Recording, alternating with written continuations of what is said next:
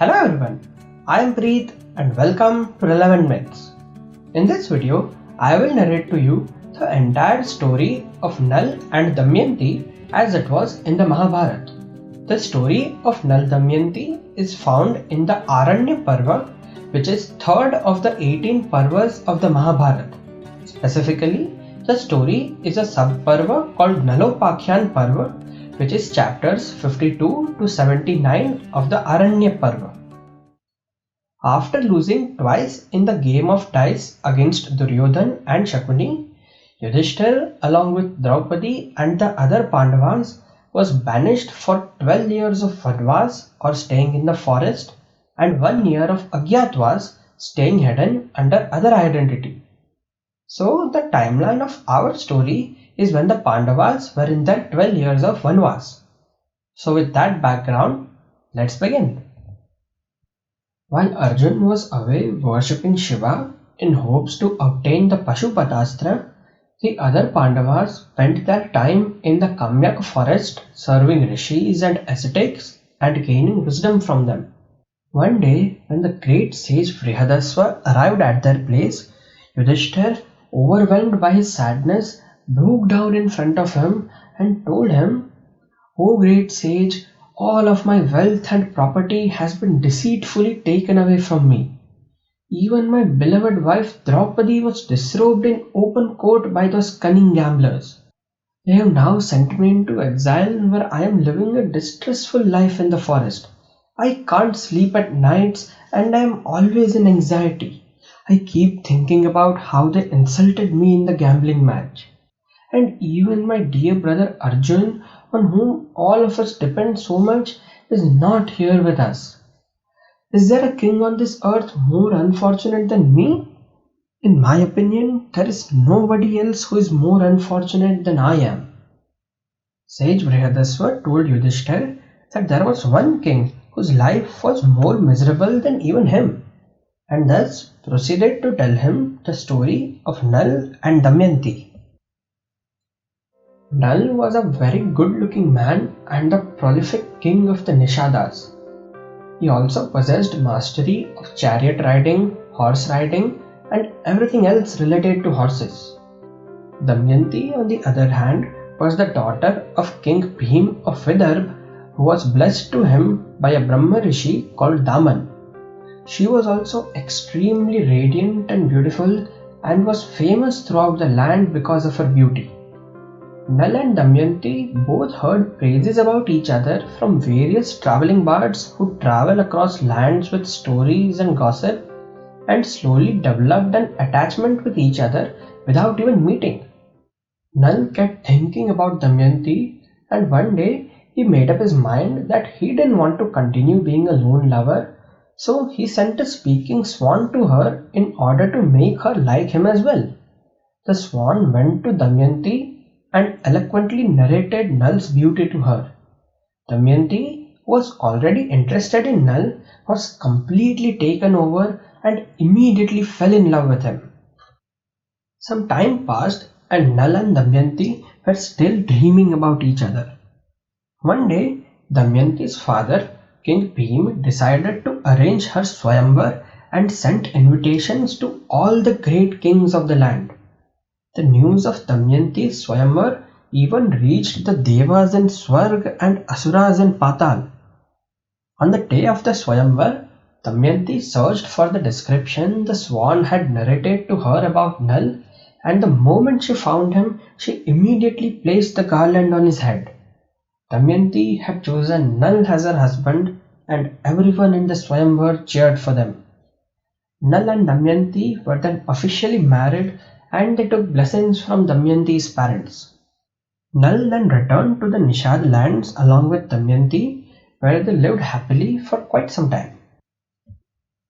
12 years passed by and they now had 2 children also, a boy named Indrasen and a girl named Indrasena.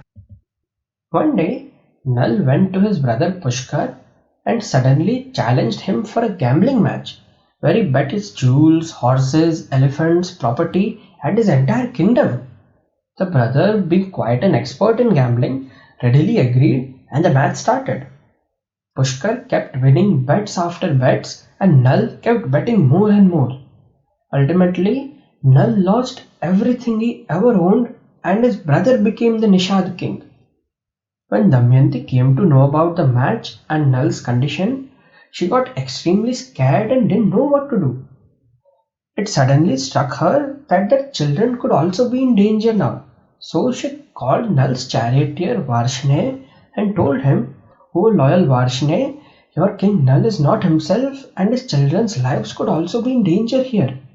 Please take both these kids to Vidarbh to my father so that at least they would remain safe. You can then reside and find work anywhere you wish." Varshne obeyed Damayanti and immediately left along with the children. Damayanti then tried to talk to Nal, but he didn't pay any heed to her. Damayanti felt that Nal didn't seem like himself and figured that some outside entity had gotten a hold of him, otherwise he would never behave in such a way. And Damayanti had guessed correctly. Nal was under the influence of Kali. What had happened was that when Damayanti's Swayamvar was announced, even the Gandharva named Kali wanted to attend and make Damayanti his wife. So he, along with another Gandharv named Dwapar, went to the Swayamvar. Here Dwapar is the personification of Dwapar Yuga and Kali would in future become the personification of Kali Yuga. But when the Gandharvas reached the place, Kali found out that Damayanti had already selected her husband and it was the Nishad king Nal. Kali became extremely jealous and angry and vowed to ruin Nal so that he won't be able to be with Damayanti. Kali went to the Nishad kingdom along with Nal and Damayanti and waited for an opportunity to ruin Nal. Nal was the noblest of humans, but just like Yudhishthir, he also had one flaw, and that was gambling. So Kali used that opening and after waiting for 12 years finally found the right moment and entered inside Nal. Thus Nal, under Kali's influence, challenged his brother Pushkar for the gambling match and didn't listen to Damayanti when she tried to talk sense to him. Meanwhile, Nal himself was also devastated when he came into his own senses a little bit. His mind was fighting against Kali's influence, but Kali was too powerful. He was confused and didn't understand why he had even started playing. He was lost in his thoughts, but suddenly heard the sound of his brother taunting him. "Let's continue playing, brother." "Oh, but wait, what will you bet now? Except Damayanti, you don't have anything else in the world that actually belongs to you. It all belongs to me now. And if you want, you can bet Damayanti also."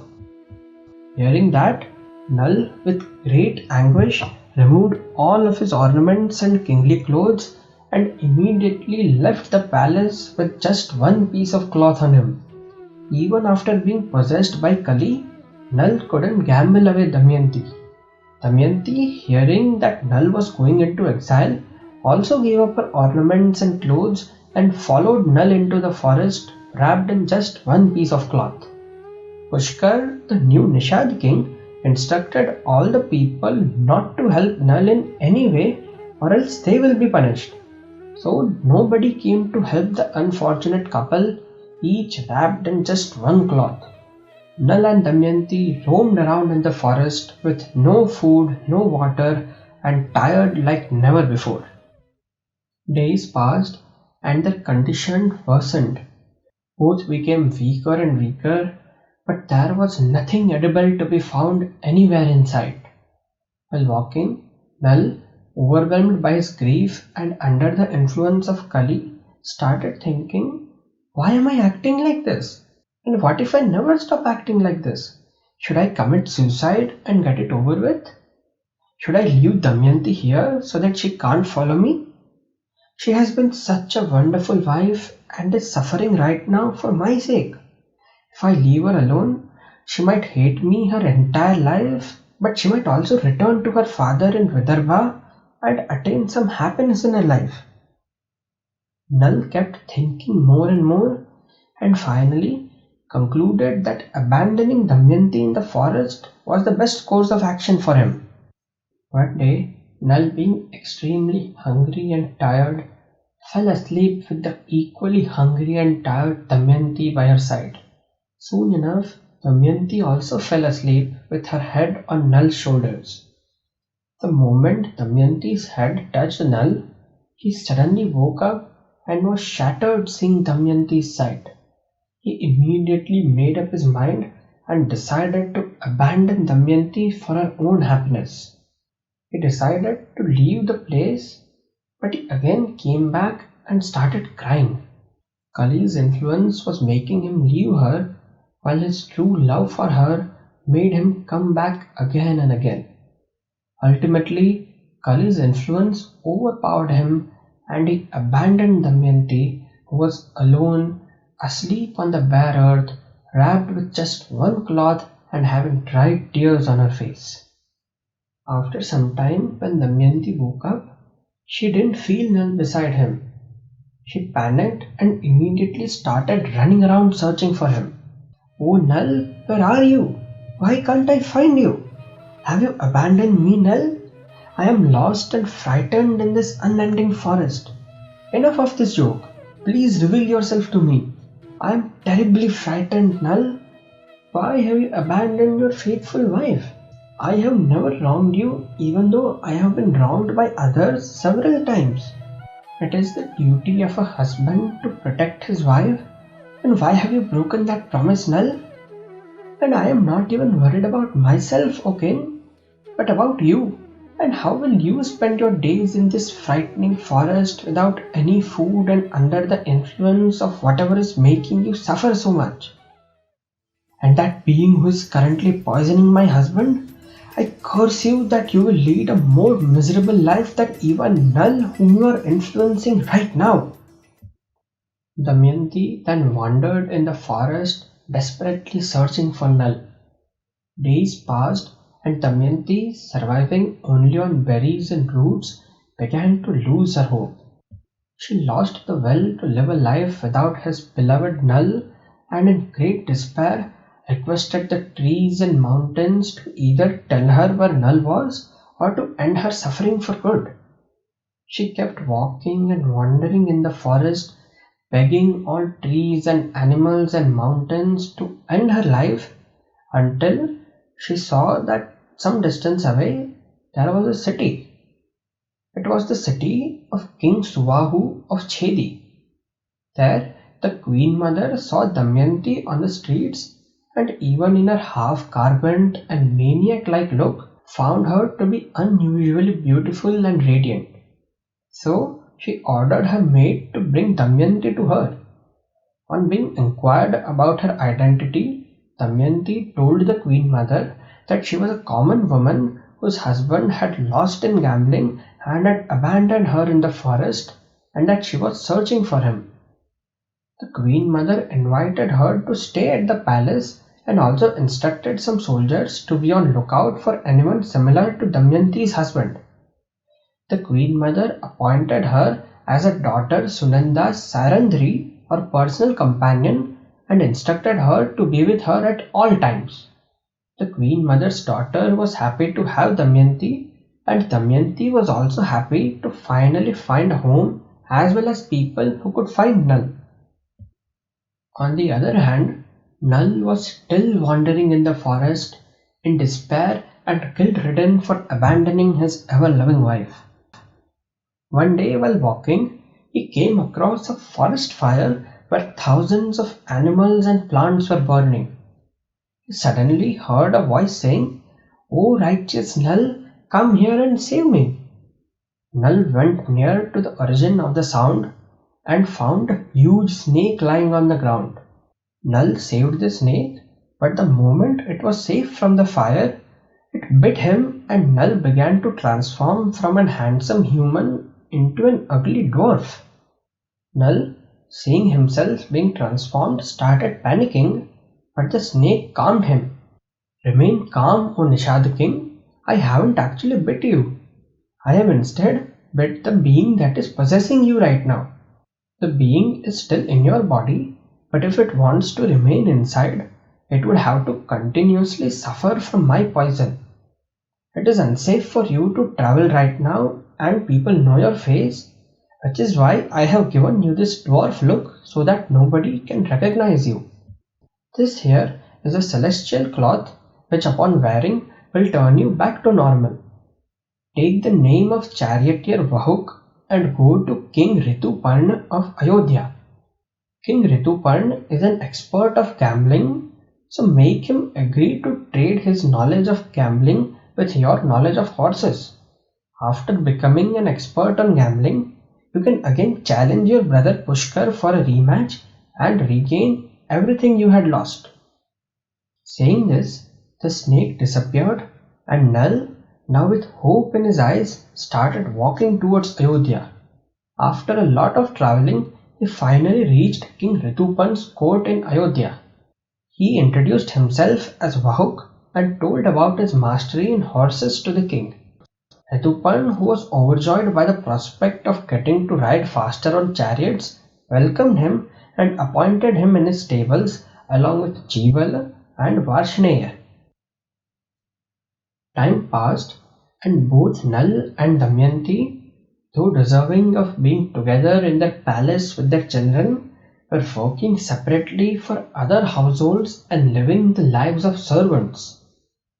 Meanwhile, Damayanti's father, King Bhim, who was taking care of Nal and Damayanti's children, got more and more anxious and sent countless people in search of his daughter and son-in-law. A Brahman named Sudev, who was also a friend of Damayanti's brother, was one day present in the court of King Subahu of Chedi. There he saw a beautiful yet sad woman standing beside the princess Sunanda. He tried to look at her from up close and recognized her as Damayanti. After the court was dismissed, he immediately went to her. Damayanti also recognized Sudev as her brother's friend and started weeping in front of him. The queen mother arrived at the scene and Sudev told her the entire truth of Damayanti about how she was the daughter of King Bhim of Vidarbha and wife of King Nal of Nishad. On being asked about how did he recognize her, Sudev said that Damayanti had a mole between her eyebrows. The queen mother started anxiously searching for the mole, and on finding it, she suddenly started crying and hugged Damayanti. She then informed her that she was her mother's sister and daughter of King Sudaman of Dasan. She was married to King Viravahu of Chedi, while her sister was married to King Bhim of Vidarbha, whose daughter is Damayanti. So basically, the queen mother was Damayanti's aunt. Damayanti was pleasantly surprised by all this and requested the queen mother to let her go to Vidarbha as soon as possible so that she can be with her children who are spending their days alone without mother and father. The queen mother gladly agreed and sent her to Vidarbha in the most royal manner possible. On arriving to Vidarbha, Damayanti was welcomed by all, her mother, father, children, relatives and friends. She immediately told her father, King Bhim, to widen the search for Nal and find him without any further delay. King Bhim agreed and sent more soldiers and spies to search for Nal. A long time passed, but Nal was nowhere to be found. One day, a messenger from Vidarbha was reciting Damayanti's message to Nal in the court of King Ritupand of Ayodhya. The message was, I still love you, Nal, and I am waiting for you. A husband should never abandon her loyal wife and leave her alone, so O Nal, please show yourself and return back to me. No response came from the entire court, so the messenger went away. Hearing Damayanti's message, Nal, now the dwarf charioteer Vahuk, couldn't stop himself and so he went to the messenger. He told to send a message back to Damayanti, which was, virtuous behavior is the biggest weapon as well as armor of a loyal wife, and the wife should not be angry with her husband, especially when the husband was overwhelmed with calamity and under influence of evil beings. The messenger returned to Vidarbha and repeated those words to Damayanti. Hearing them, Damayanti knew that the sender of this message was definitely Nal, but also knew that he was ashamed and humiliated of himself, so didn't want to reveal himself to her. Damayanti went to her mother and told her that there was only one path to bring Nal back, and in pursuing that path, her father King Bhim mustn't be informed. She then called her brother's friend Sudev and instructed him, "Go to Ayodhya, O Sudev, and inform only King Rituparna that Damayanti, daughter of King Vidarbha, has decided to hold another Swayamvar as she doesn't know whether her husband Nal is alive or not. And you, O King, are also invited in the Swayamvar. But because of extreme rain on the way, I am late in giving you the message, and the Swayamvar is tomorrow itself." Damayanti knew that Rituparna would surely want to attend the Swayamvar, and only Nal possessed such mastery of horses that one could reach from Ayodhya to Vidarbha in just one day. So Nal would have to come to Vidarbha along with Rituparna. So they reached Ayodhya and conveyed the entire message to Rituparna. On hearing the news, Rituparna called Vahuk and told him that he wished to attend Damayanti's Swayamvar and asked him whether it was possible to reach Vidarbha in just one day. Nal was distraught on hearing about Damayanti's Swayamvar and started imagining various possibilities where she might have either fallen out of love with him or it was an elaborate scheme to force him to come out in the open. But he couldn't even imagine Damayanti marrying someone else, so he decided to go to Vidarbha and informed Rituparna that he would enable him to reach Vidarbha in one day. So immediately Rituparna, Varshney and Vahuk boarded the chariot. Varshney was Rituparna's main charioteer and Nal's former charioteer who had delivered Nal and Damayanti's children to Vidarbha before coming to Ayodhya and becoming Rituparna's charioteer. Varshney, sitting beside Vahuk, who was controlling the horses, was amazed by his mastery of horses and chariots. He thought, "I have seen King Nal's prowess and knowledge in horses, and this dwarf Vahuk reflects that knowledge in every single way. Also, Vahuk and Nal would be of the same age right now. Could this dwarf be King Nal himself? No, he is a dwarf, while King Nal is the most handsome man on earth." But there are many famous stories which say that rich and illustrious kings sometimes have to be disguised as a consequence of their misfortune. So I should not stop after comparing appearances. Varshney kept thinking and ultimately concluded that Vahuk was indeed King Nal, his former master. While passing through a forest, King Rituparna counted the number of leaves on a tree just by a glance. This amazed Vahuk and he asked Rituparna, "Oh my king, how are you able to do such a difficult task this easily?" Rituparna replied, "Vahuk, you aren't the only one with mastery in a subject. I am a master of numbers and dice, so this is actually quite easy for me." Hearing that, Vahuk immediately remembered the snake's advice on how he could exchange his knowledge of horses with Rituparna's knowledge of dice and numbers. So he requested Rituparna the same thing. Rituparna also wanted to learn more about horses, so he agreed. Nal and Rituparna then kept exchanging their knowledge during the entire journey. The moment Nal gained the final piece of knowledge from Rituparna, he suddenly vomited and a pain-struck, poison-ridden Kali came out of his body. Kali had been suffering from Damayanti's curse that the person who influenced Nal would bear even more sadness and pain than him, as well as the snake's poison from when he bit Nal. Kali immediately escaped and Nal was finally free from his influence. Nal then continued to ride the horses and along with Rituparna and Varshney reached Vidarbha within a single day. But on arriving there, all of them were surprised when they saw that there were no preparations for a Swayamvar and that there were no kings and princes also.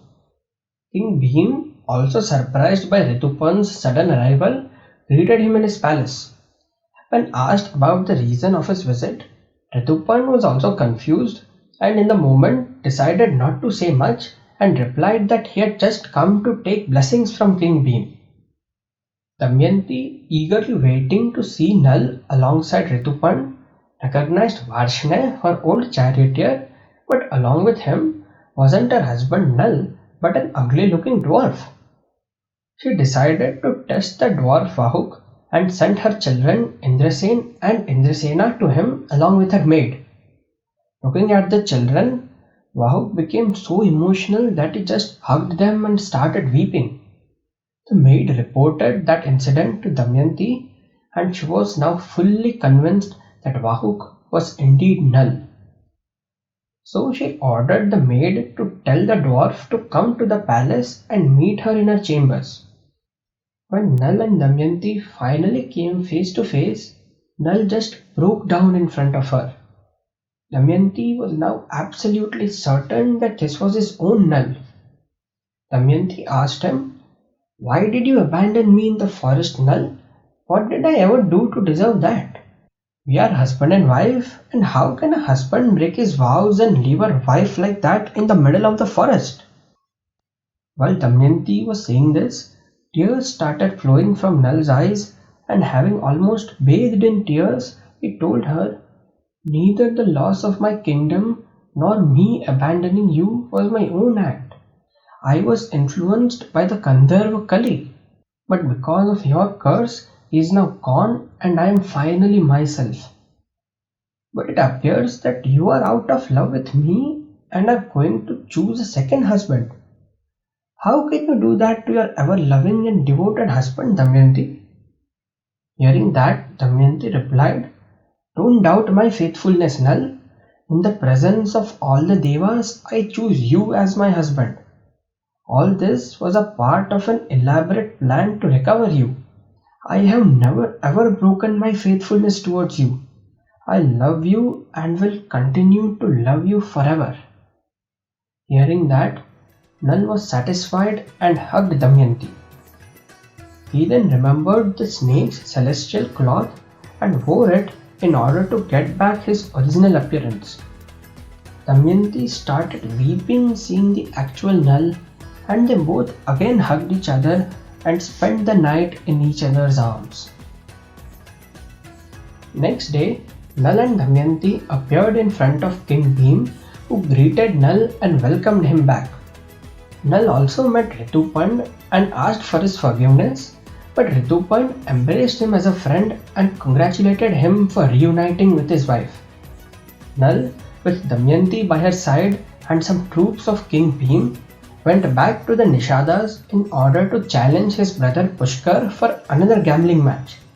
Pushkar, still arrogant, accepted the match, but owing to Rituparn's excellent techniques which he taught Nal, Nal defeated Pushkar and won everything he had lost. He gave back the property which originally belonged to Pushkar and then settled down in the Nishadas as its rightful king.